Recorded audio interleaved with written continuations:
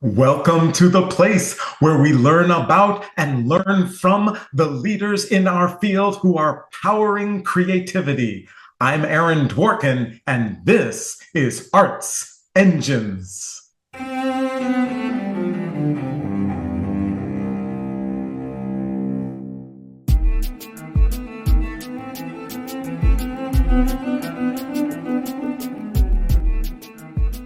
Thanks again for joining me here on Arts Engines.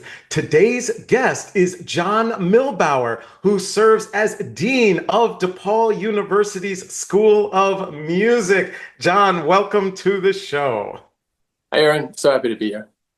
And obviously, I'm so excited to talk with you. And first, I thought it'd be great if you could kind of just give us a scope of, the School of Music at DePaul, the scope of kind of just overall programming, et cetera. And I should share a wonderful disclaimer to our entire audience that AFA Dworkin does serve and teaches, has the opportunity to be able to teach at DePaul, which is so wonderful. And also at the broader University of DePaul, our son Amani, who many of you know, actually is attending a little bit different. He's left music, unfortunately, and is in cybersecurity, but he's doing okay there.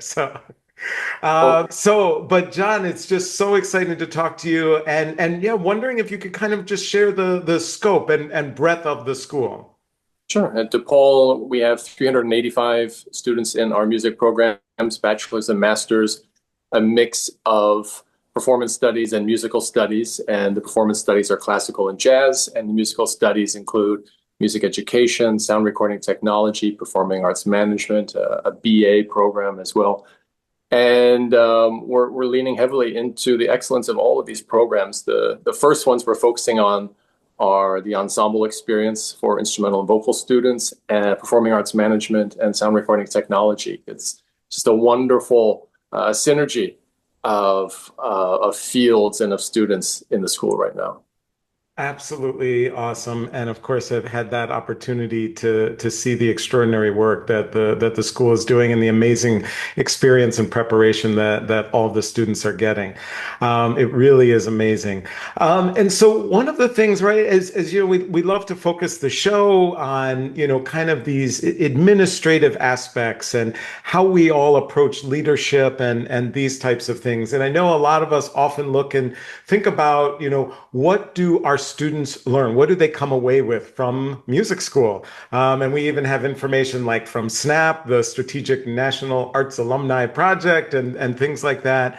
But I was curious, kind of with your background, and say coming out of and having experience in policy, wondering if there are aspects of that inform your leadership and or that you think should be things that people should already have learned in music school. Sure. After 17, 20 years in higher education as a pianist and piano faculty member, I thought it was time to branch out into something different. And so I did a mid-career master's program in public administration. And I think there are a few degrees that make people's eyes glaze over faster than a public administration degree. But it was the most exciting year of my life until that point, Aaron. The people I met from all over the world, 180 in my cohort, and from so many walks of life. And I knew it would be an exciting year. I knew it would be difficult, full of a lot of technical skill building.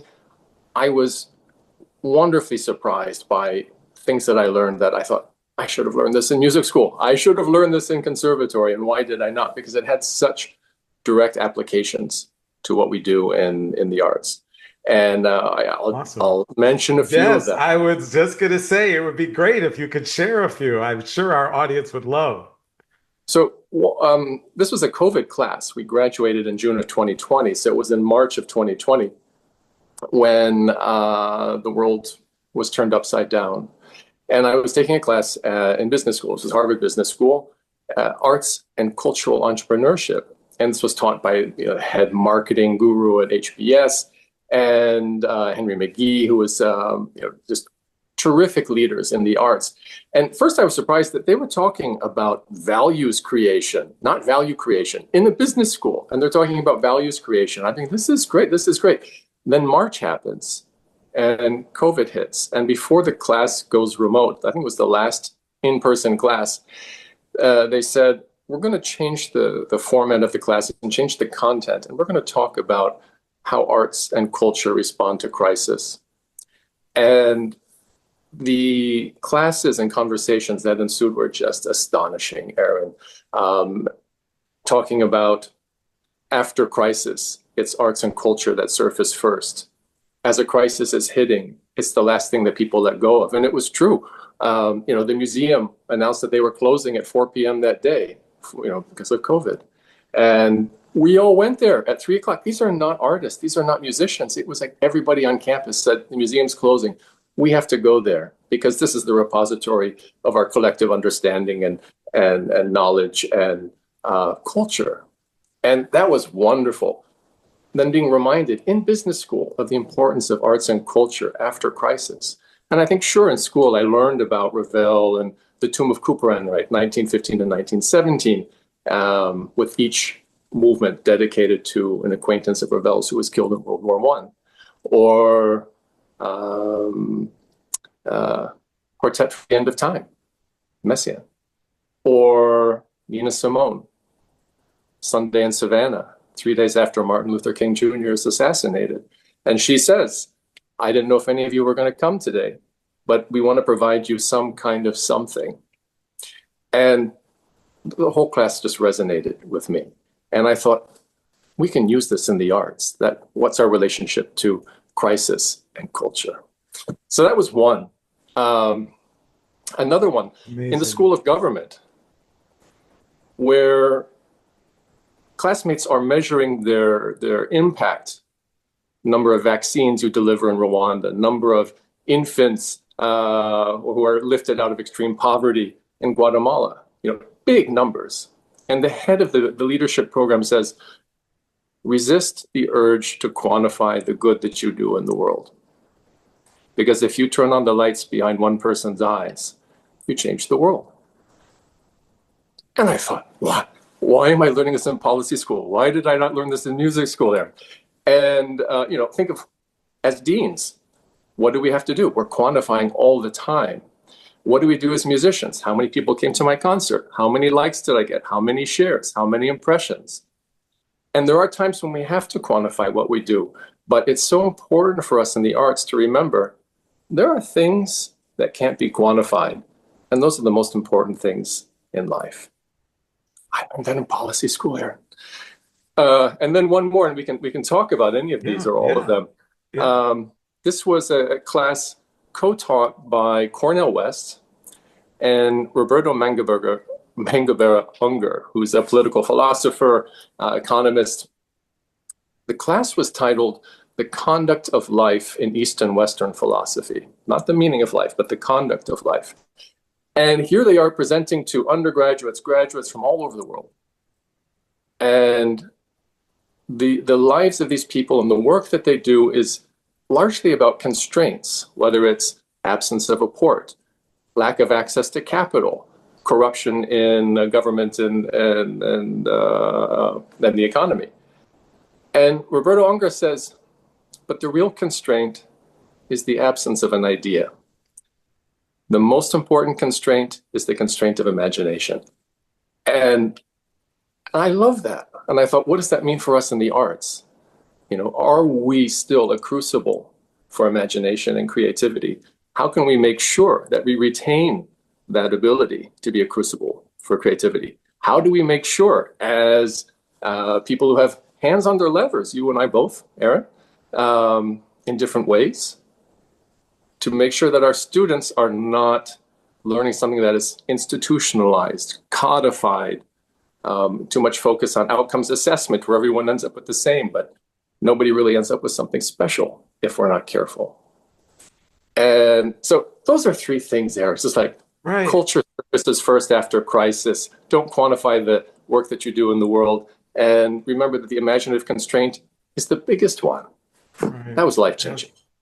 So First of all, thank you so much for sharing these. And I'm sure people in our audience are, kind of internalizing. And one of the things that I would think some people then will ask, right? So, both either from a student perspective or from a faculty member perspective, when they're looking and they're saying, I totally hear you, John. I feel the weight of those things, and I wish, but I'm either studying at or teaching at an institution where my merit review requires quantification, right?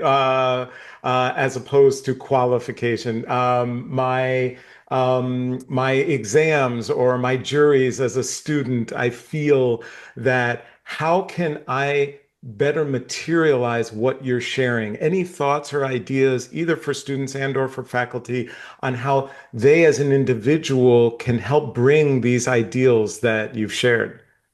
Sure. I think if you can draw a line to impact, what is your impact? And keep reminding people, including people who are doing the evaluation, that the impact on one is significant. We put an instrument in the hands of someone from CMPI who didn't have an instrument prior. We changed that life. And that's wonderful. We're delivering the mission of DePaul University. We are supporting the field. All of us need to remind one another that there are things that we should quantify, and there are things that can't be quantified. And these are the pieces that are important as well. There's always going to be the piece that needs to be quantified. It behooves all of us to have things that we can quantify. I can tell you what our gross margin is and how it's improved in a couple of years. And at the same time, I will say, and here's what we did for one student in the situation. So you need both. You can't focus on just this, and we can't have everyone doing only the qualifying things. Right. Absolutely. No, I think, and it's just not only informative, but also really, I could see just being empowering in the way that students learn and that all of us teach. So very, very much empowering.